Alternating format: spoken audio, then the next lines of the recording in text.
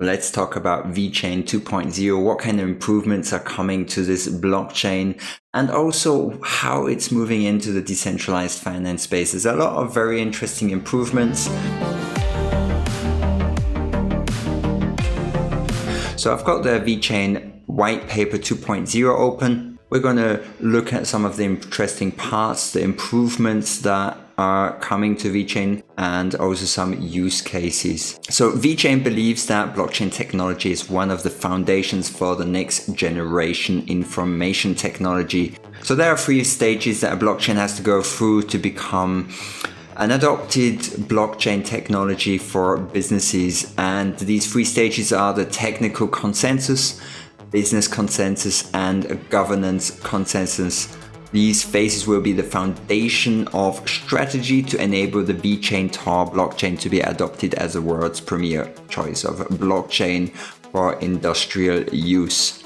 Technical consensus is the early stage of blockchain adoption, and very few applications for the traditional business world are created in this phase, much less affecting the improving businesses' use cases and activity. Basically, initial blockchain applications in this stage are more of a proof of concept from research and development departments to understand how blockchain works.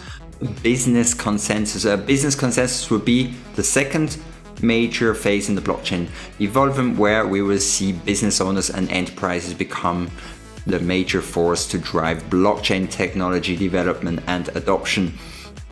Now, what's also interesting is you might have heard of the term SaaS, software as a service, and you've got now a new term. It's called BaaS, blockchain as a service. And the interesting part is blockchain infrastructure applications are introduced to fulfill natural business enterprise demands, such as custodian services, payment services, and yes, what we just talked about, the blockchain as a service, and privacy protections along with technology evolvements. What that means is many different businesses can tap into the benefits of blockchain without having to do all the research and development.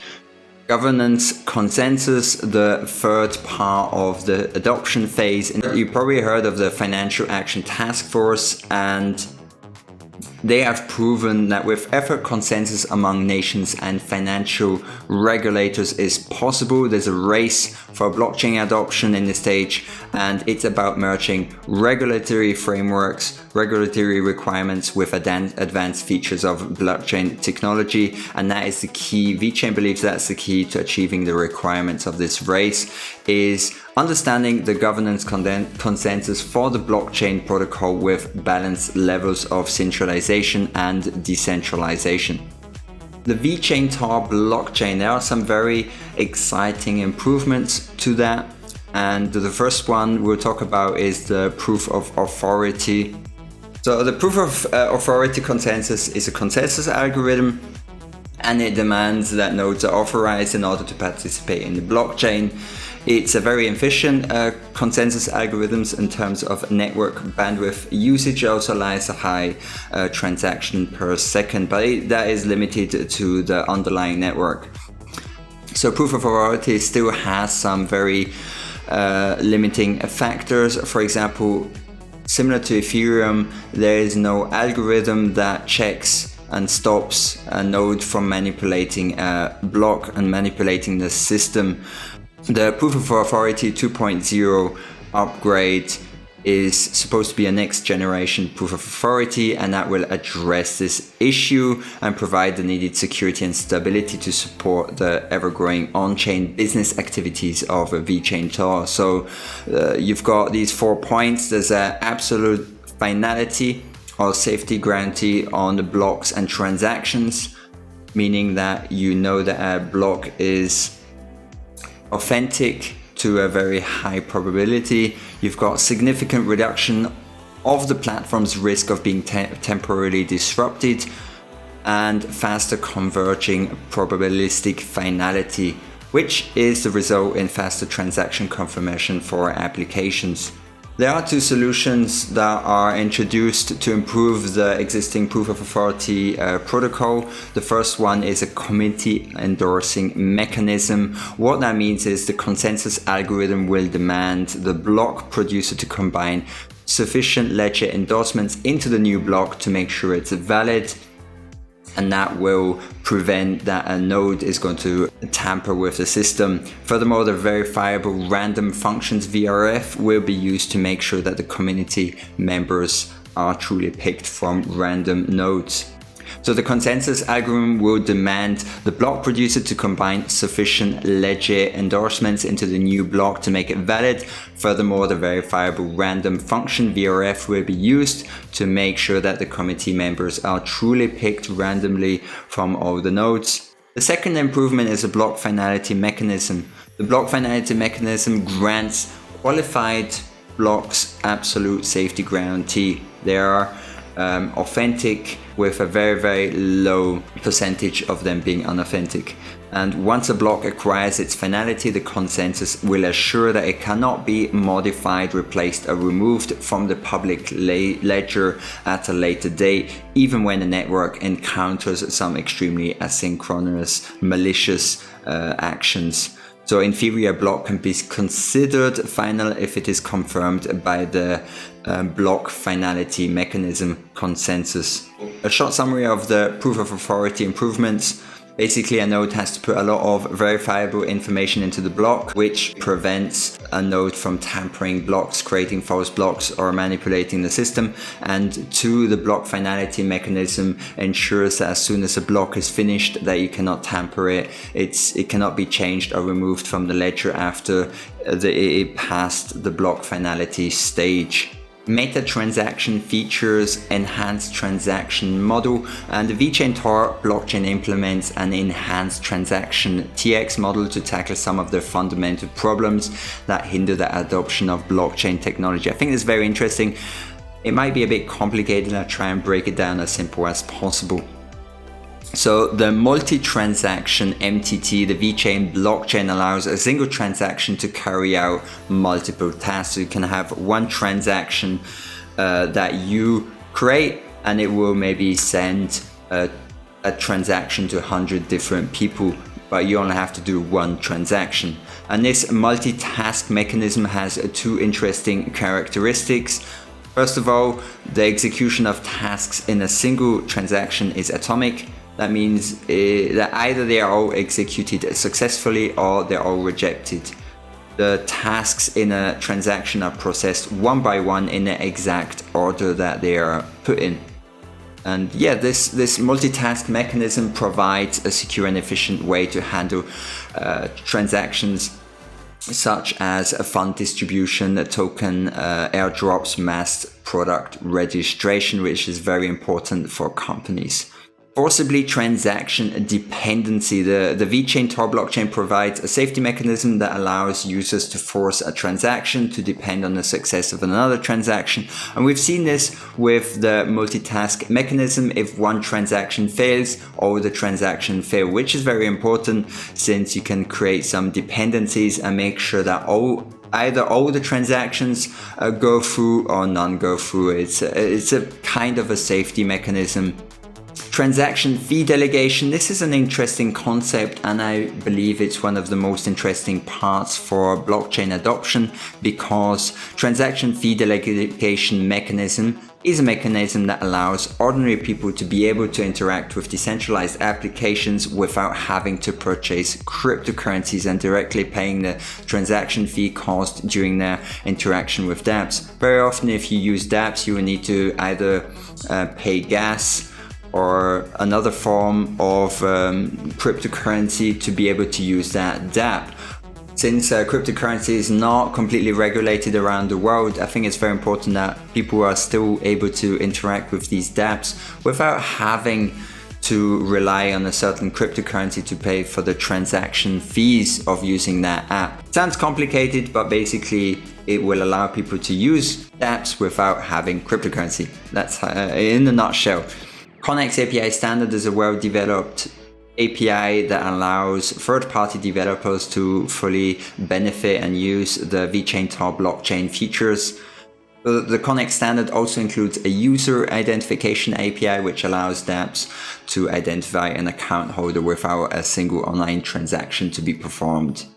Use cases. Before we jump into the use cases, Deloitte released a blockchain survey in 2019, which polled many different senior executives from businesses around the world, and 53% of the respondents say that there's going to be a 10% year-on-year growth, and that blockchain technology has become a critical priority in our organization in 2019, and it is backed by the strong investment trend in new blockchain initiatives. Furthermore, 83% of the respondents believe that there are compelling use cases for blockchain. All in all, I believe this paints a very bullish picture, since VeChain is one of the leading enterprise blockchain providers. And I just believe that there's going to be more and more growth in the next 5 years, 10 years, with more companies needing blockchain as a service, companies to be able to track their products. First, let's have a quick look at the VeChain ecosystem.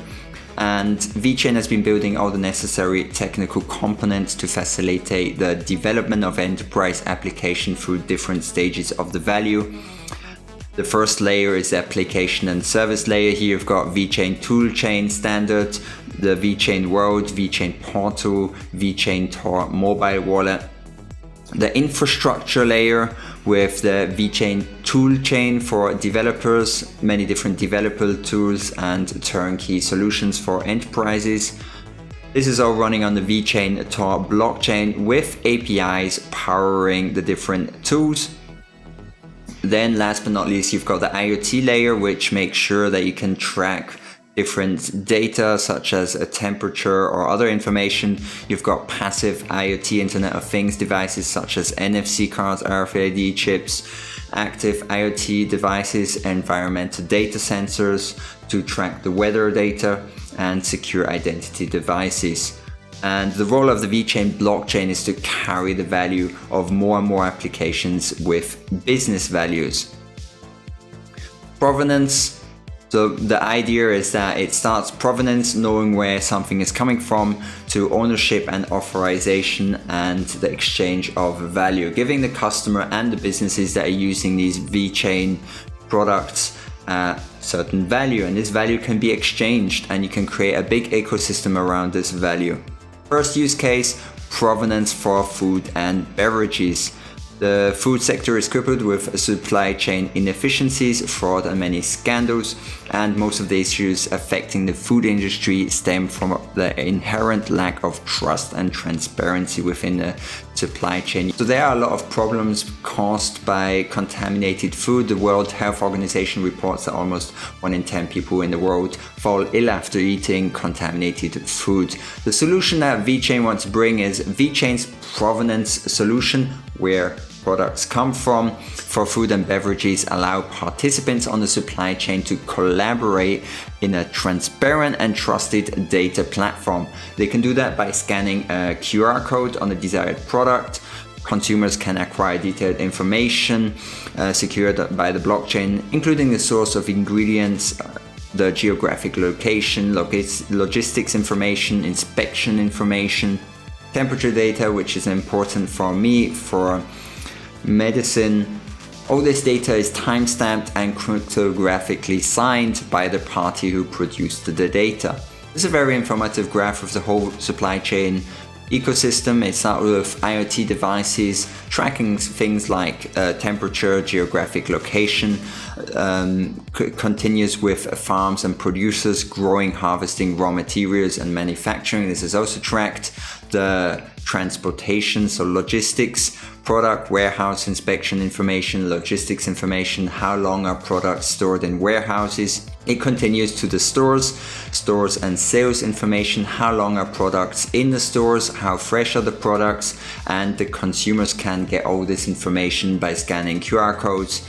They can acquire information by scanning the product and upload user engagement information. And all this creates a lot more value in the food and beverages market. I believe with this whole ecosystem, a lot of value is given back to the consumer. They've got a lot more trust in the products they're buying, and they can also benefit from other types of information. For example, grade A products are a lot fresher. The transport time was reduced, or they were transported at a certain temperature, and all that information can be seen by the customer. Stores can also maybe reduce the waste on products because they have contracts based on freshness of products, as an example. So VeChain provides a comprehensive solution that enables various parties to easily collect important data points related to the product and store them on a safe way on the blockchain. The value proposition to businesses and customers is as follows: enhancing the consumer confidence and brand reputation, improve transparency in the supply chain for better quality control and supplier management, reduce costs to acquire third-party verification services, and the ability to collaborate with insurance companies to provide microinsurance on the product. Anti-counterfeiting and digitization for high-value products.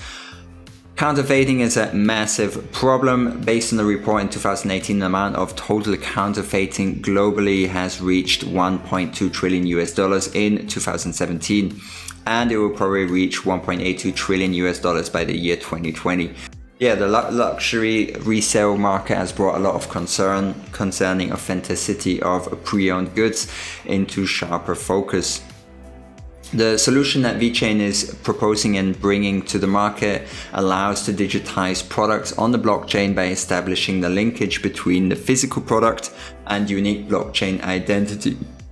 So VeChain solution allows brands to digitize products on the blockchain by establishing the linkage between physical product and unique blockchain identity using smart NFC tags. This is also a very informative graph where it starts here at the top right with the ID creation and registration, goes over to loss management, track and trace, retail commerce, wholesale, client interaction. The consumer can check if the product is authentic, after service care, and anti-counterfeiting and disposal. Very interesting way of digitizing luxury products onto the blockchain and making sure that the end consumer has a higher trust in the products that he's buying. Doesn't really matter if it's from the supplier, from a store, or maybe from a second-hand buyer, maybe buying from eBay or something like that. The value proposition in the digitization of luxury goods. There's an enhanced experience to authenticate the product with users' mobile devices. There's an improved transparency in the supply chain to avoid overproduction and cross-channel sales. New method of digital marketing with the multimedia product landing pages, a personalized experience with ownership transfer, and avoid the loss due to counterfeit in returned products. Digital vehicle passport. According to the European Parliament, odometer tampering has seen the mileage rolled back up to 50% of second-hand cars traded in Europe, with the price of the vehicles increasing by 2,000 to 5,000 euros on average when the odometer has been tampered with. The odometer is basically the number that says how far a car has driven.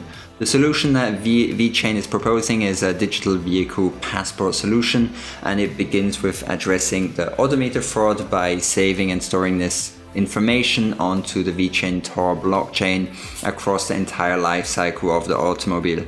The digital vehicle passport, registered on the blockchain with digital ledgers attached, is created and maintained for each car by various authorized parties.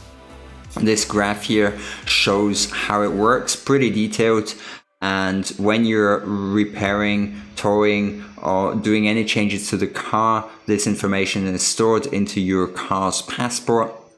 And all this information can be sent to experts, to different banks, to repair shops, to second-hand dealerships, and the higher trust that a value proposition is reduced trust due to diligence efforts by a potential buyer, an insurance company, a bank, based on the trusted data and a digital passport. So someone buying a car doesn't have to trust the other person, you can just check the digital passport.